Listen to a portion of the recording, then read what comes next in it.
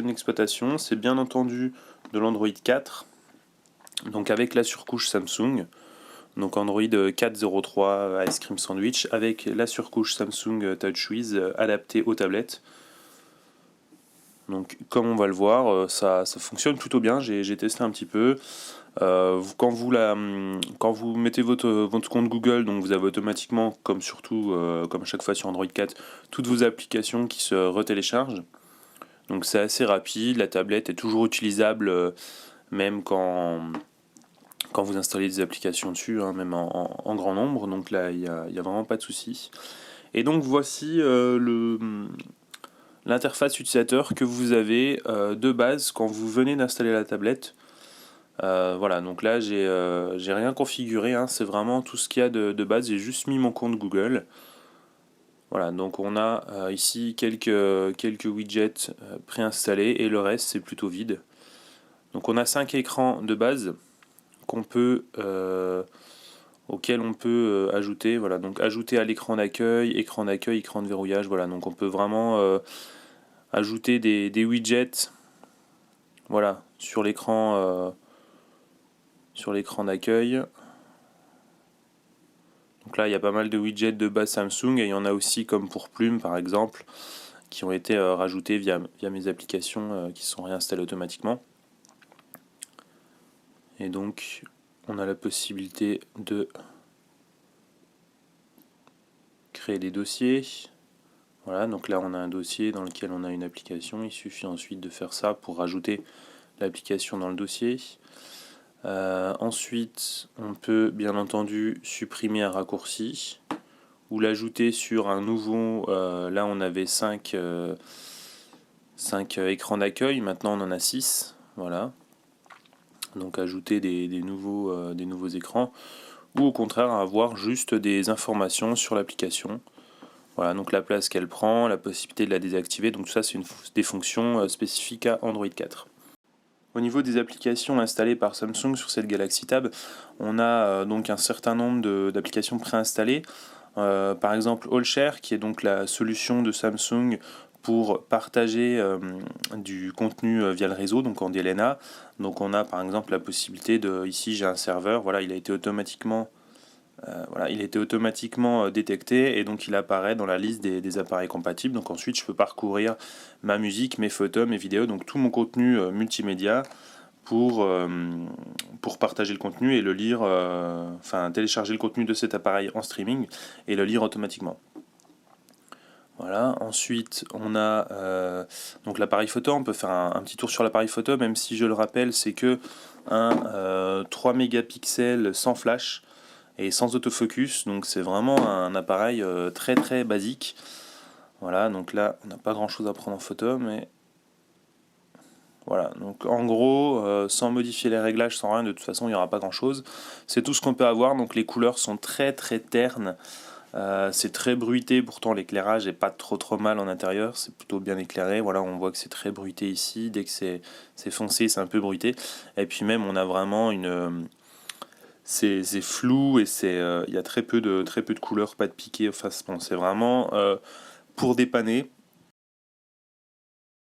Ensuite, on a Chaton, donc la fameuse solution de Samsung qui vous permet de chatter sur tous les appareils Samsung, mais pas que, puisque le logiciel est aussi compatible PC. Voilà, donc juste pour vous montrer un peu l'interface. Voilà, alors là, il faut mettre son numéro de téléphone. Voilà, donc je vais pas non plus tout configurer. Ensuite, on a une application de modification de vidéo. Donc on peut ajouter divers plans sur l'appareil et donc faire ses propres retouches, comme on le voit, ajouter de l'audio, des images, etc. Et donc faire des retouches. Mais quand on voit le capteur présent sur cet appareil, bon, voilà, ça sert pas forcément à grand chose.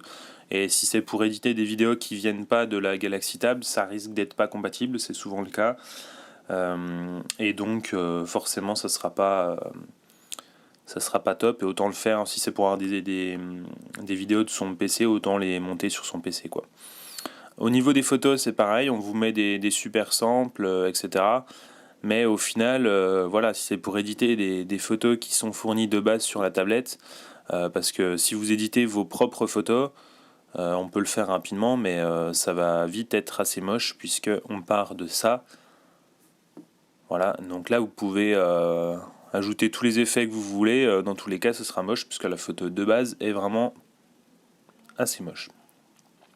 Ensuite, on a GameHub. Donc c'est un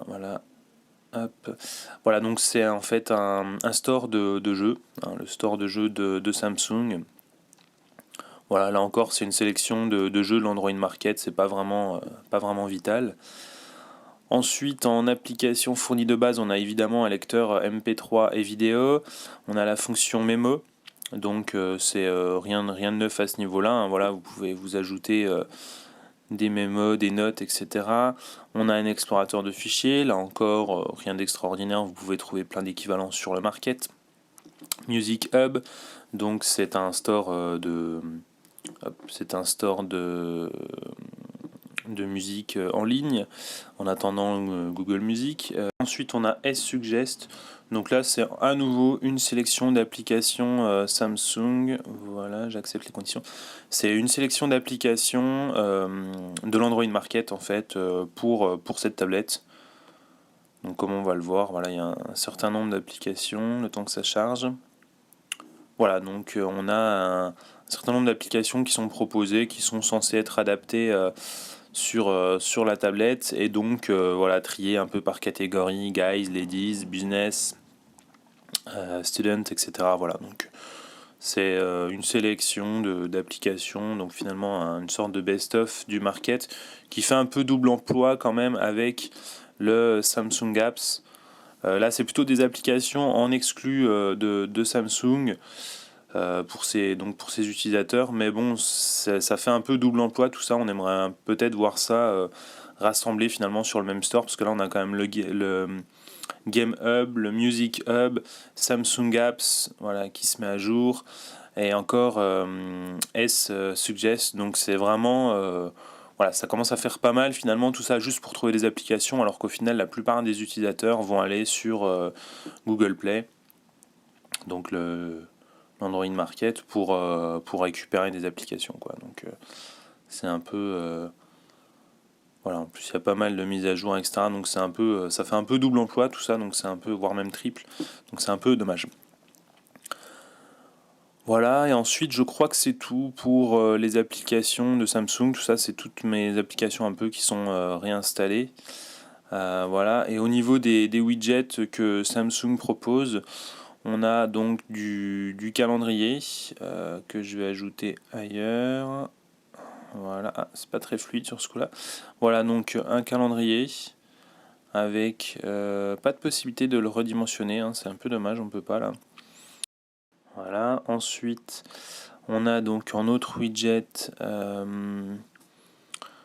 Yahoo, voilà, qui était préinstallé sur la tablette, AccuWeather qui était préinstallé aussi, et le reste c'est des widgets liés à des applications que j'ai téléchargées séparément.